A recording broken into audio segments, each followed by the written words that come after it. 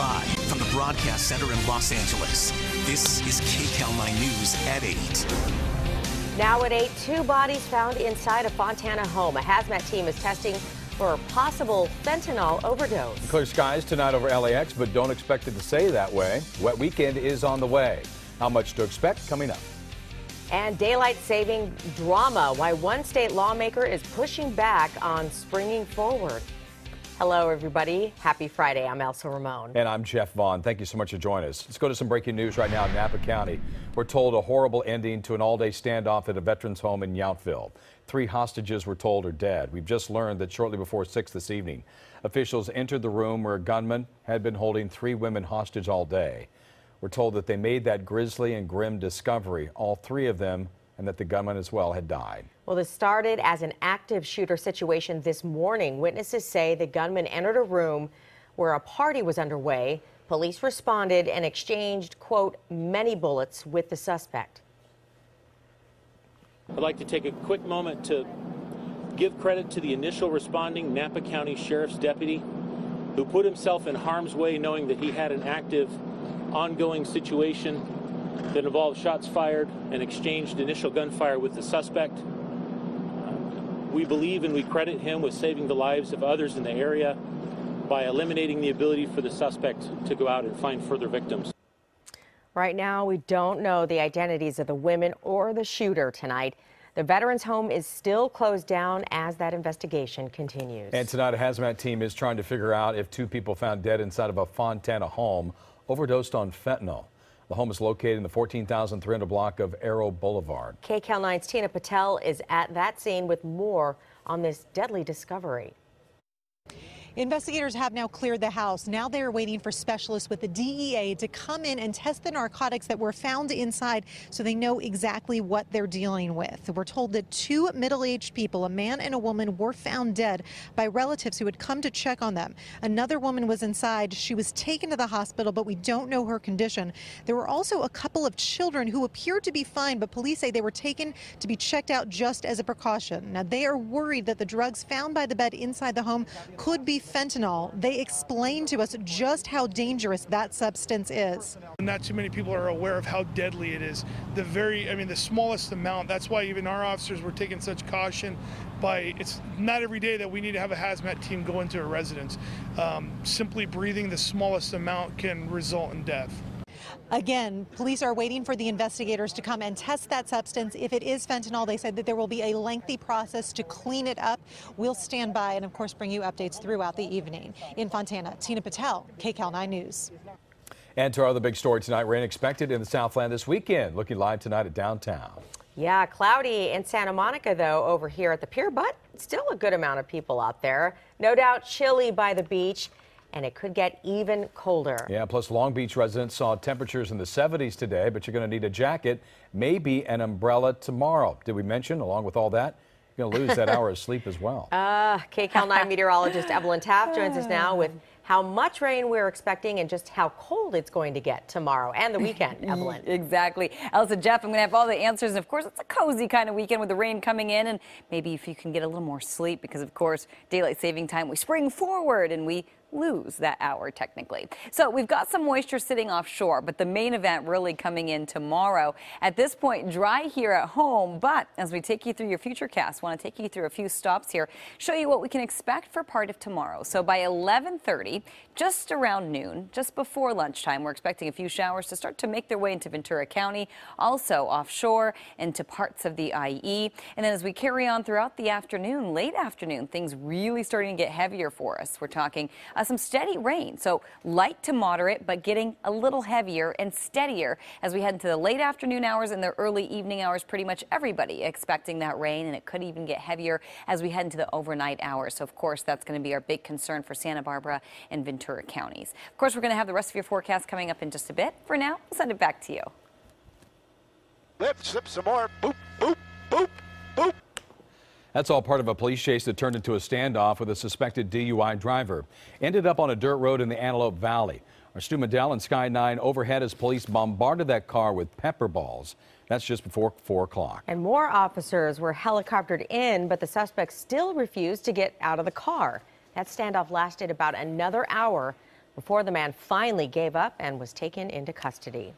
Activists right now expressing outrage after Border Patrol agents near San Diego snatched up an undocumented mother off the street in front of her screaming children.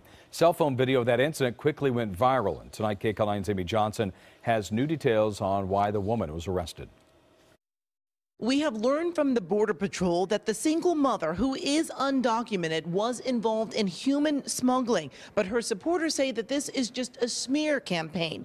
Her 3 daughters, who were all born here in the U.S., are now anxiously awaiting her return. Snatched by Border Patrol agents.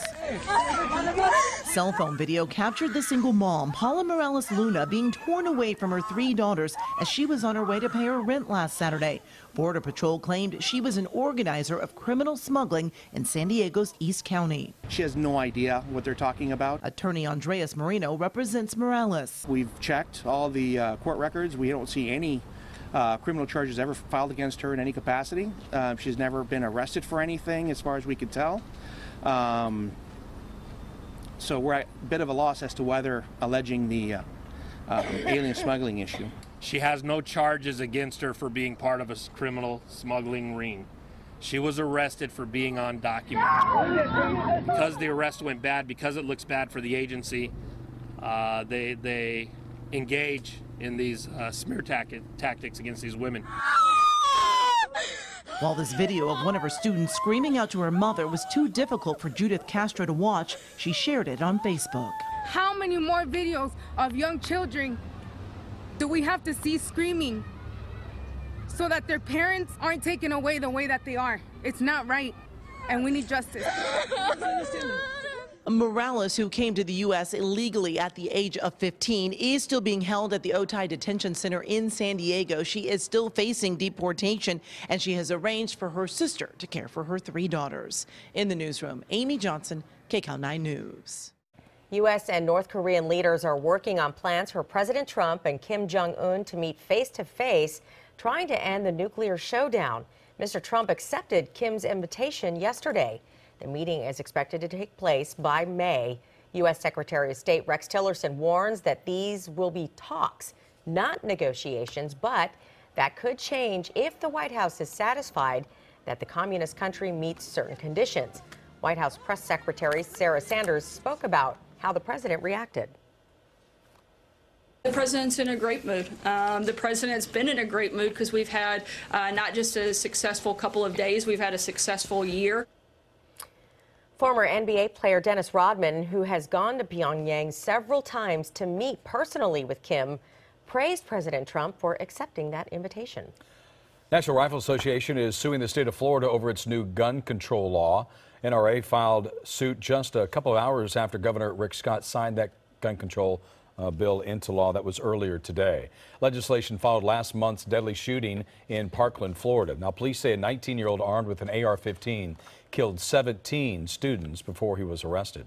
Florida's new gun law raises the age to buy rifles in Florida from 18 to 21, creates a 3-day waiting period to buy rifles, and bans bump stocks, which turns semi-automatic weapons into fully automatic weapons. Now, speaking after today's bill signing ceremony before the NRA lawsuit was filed, well, Florida's governor said the new law was a balancing act, he says, between gun safety and gun rights. I'm an NRA member, and I was an NRA member when I became governor. I'm going to be an NRA member when I'm not governor. I'm sure there's NRA members that agree with this bill, some that don't agree with this bill. Well, the NRA says Florida's new gun safety law violates the Second Amendment.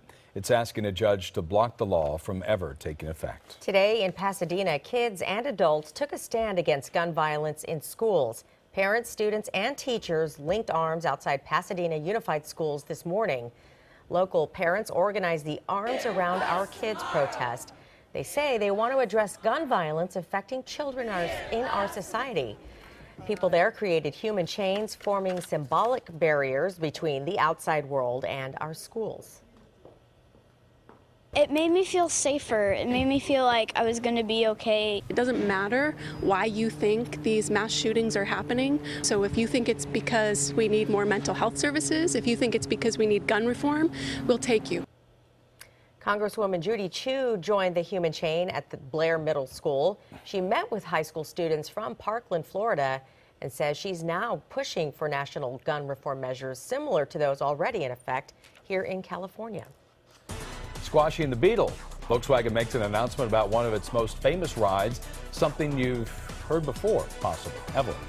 And we're getting a look outside right now at the Santa Monica Pier. Beautiful evening, but getting cooler, cloudier with a chance of rain just around the corner. My forecast ahead. The latest twist in the Donald Trump Stormy Daniels story? Emails. That story coming up. Then a mystery in El Monte tonight involving the shooting of 3 men, very expensive cars, and a palace. And here's a look at the best of LA and Orange County this Friday night on KCAL9.com, where we are always on. KCAL9 News at 8. We'll be right back.